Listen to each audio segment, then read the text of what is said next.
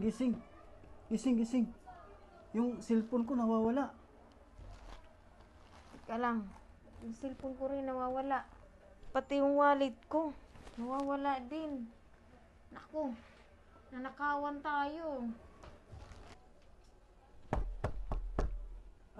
May kumatok. Puntahan mo, ha.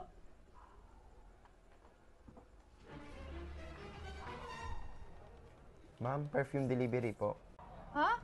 Wala naman akong pinadeliver na perfume. Ito kasi yung address na nakalagay dito. FQ Street, Barangay 175.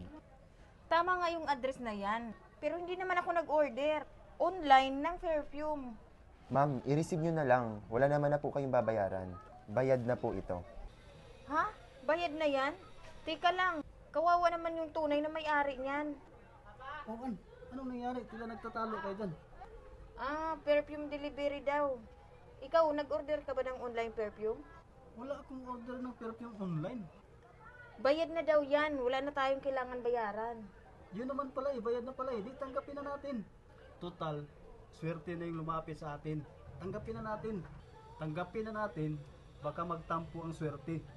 Kawawa naman yung tunay na may-ari niyan. Ma'am, baka sa inyo talaga ito. Ilang araw na lang, Pasko na. Baka may nagregalo sa inyo nito. Oo nga. At isa pa, sa atin naka-address, oh. O siya, sige na nga. Kunin na nga lang natin. Salamat, kuya. Salamat din po. Wow, mamahaling ba ng perfume? Pag siniswerte nga naman, oh. Dapat hindi na natin tinanggap yung perfume na yan. Palagay ko, sa atin talaga ito.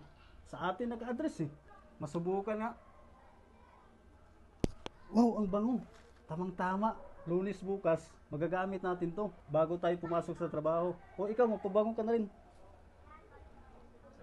Oo nga, ang bango nga. Sigurado ako mamahalin yan. O diba, kung hindi natin tinanggap, baka pagsisihan pa natin. Teka lang. Para akong nahilo. Parang inaantok ako bigla. Oo nga, ako rin parang nahihilo ako. Para din akong inaantok.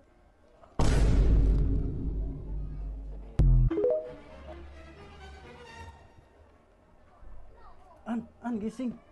Gising. Yung cellphone ko nawawala. Teka lang. Yung cellphone ko rin nawawala. Pati yung wallet ko, nawawala din. Naku, nanakawan tayo.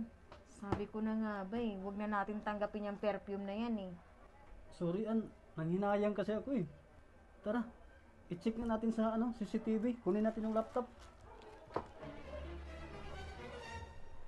Ala, nakuan. Pinasok din ng magnanakaw. Teka lang. Di ba iyan yung nag-deliver sa atin ng perfume? Naku, nabudol tayo. Palagay ko, hinaluan niya ng kimikal na pampatulog yung perfume.